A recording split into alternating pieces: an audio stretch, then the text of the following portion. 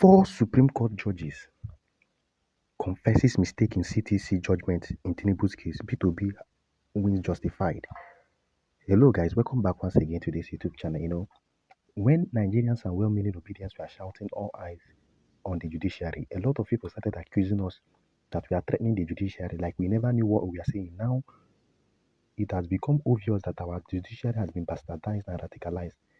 The Supreme Court who gave the final judgment that affirmed the man who forfeited $460,000 as the president of this particular country, has actually failed this nation. I can boldly tell you for free, after the judgment, according to the constitution, they were supposed to, give P2B and I took back and a copy and a certified true copy of the judgment they gave after just 7 days.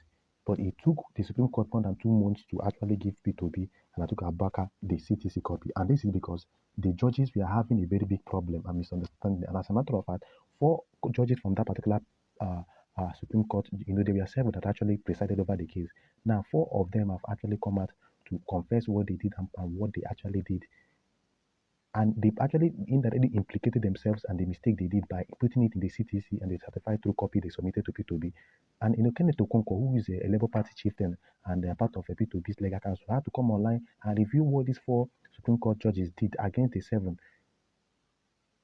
It is quite pathetic that we are living in a country whereby the rule of law is no longer observed, the rule of law is no longer respected, that just the justice has become cash and carry because they know that they can do anything and go scot-free and come back to taunt Nigerians. So I would like you guys to listen to what Kenneth Okonkwo said about the certified true copy that was given to them and the shocking confession that these people mistakenly did in the CTC copy that they submitted to them. We'll come back and analyze everything that Kenneth Okonkwo said.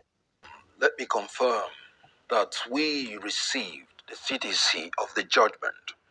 Our legal team alerted us to this.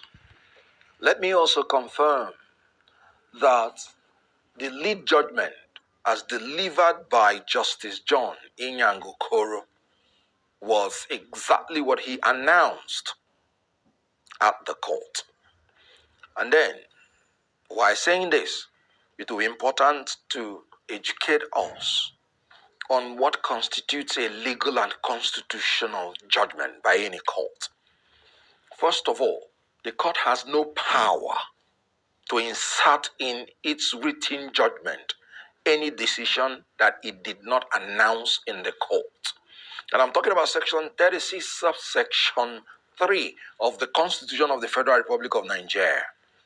If a court does that, it has egregiously infringed on the fundamental human right of a party to fair hearing. The section provides every proceeding of the court, including the decision of the court, shall be announced in the open court, and that's pronounced. Then, by Section 294, subsection 1, every decision of the court must be in writing, meaning whatever you are pronouncing or announcing in the court must have been in writing. And after that, the court becomes functus officio. You do not have any right to add or remove anything on it. I want to point out also that any court that is constituted by more than a judge means that the decision of the court will now be done by majority of the members. The Supreme Court was constituted by 7 judges in our appeal, and the leading judgment was very clear. They said every issue in Obi's case has been, according to Justice Muhammad Lawal Gaba, he said, has been comprehensively, completely, effectively, and totally dealt with in Atiku's case. And there was no reason for them to reiterate anything again. That was what Justice Inyang said. And he even went further to berate the appellants that they ought not to have even brought issue 4. Because, according to them, in the earlier case of PDP and Inec, they have taken decision. Now, reading the entire CTC judgment of the 7 judges, I was surprised to see some issues in the judgment of 3 justices of the Supreme Court that was not announced in the court. I was there in the court. The issue of 460,000 US dollars, which was proceeds of narcotics. Now, this is the Broadway judgment goes. In any judgment that involves majority of judges, they must sit before the judgment day. They will elect the person that will write the leading judgment. And in that leading judgment, all issues must be decided. And it is when more numbers of the judges concur to the issues, that is how leading judgment comes. Now, those 3 judges that wrote the forfeiture issue in their judgment, where did they get that issue from?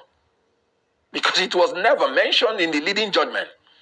Because you either concur or you dissent. Now, assuming without conceding that they even announced it, 3 justices, they are minority. Because it would have been better they didn't even mention anything about it. So does it mean now that the majority of the judges have now ruled against the 3 judges?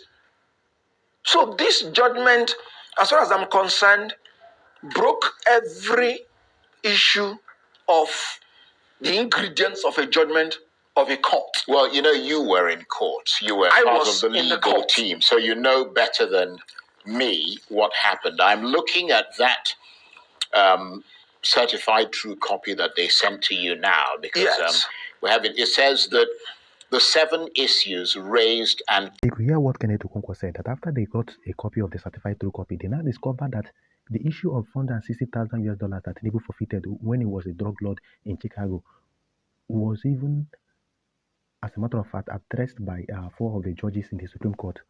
But the criminal man, being Justice Inyangokoro, intentionally decided to throw, and intentionally decided not to even write the judgment that was given by 4 of the Supreme Court judges. And this is the level of rascality, that four judges among the Supreme Court came out and wrote a judgment on forfeiture. Why Justice Inyangokoro, who is supposed to read it out for the public to know what those people wrote, did not, as a matter of fact, read it out for the public to hear. Just for P2B, as a matter of fact, to receive a copy of P2B's lawyers, to receive a copy of the CTC copy, and they now saw that a judgment was even written for the 460,000 forfeiture. And Kenneth Okonkwo said that the judgment is not complete, that a complete and a well-composed judgment must reflect whatever that was actually pronounced on the judgment day. How can Justice Inyangokoro pronounce a judgment and never, as a matter of fact, talk anything that has to do with the $460,000 that Tinubu forfeited when he was drug lord in Chicago? And this is the level of rascality. And those 4 judges, instead of them to come out, you hear the names that he mentioned, instead of them to come and attack Justice Inyangokoro, everybody just closed their mouth because Tinubu has paid him billions of naira into the account to shut up and to cover the atrocity they committed. Well, it's quite shameful and quite pathetic. I want to get straight to your comments and tell me what you think about this thing that Kenneth Okonkwo said.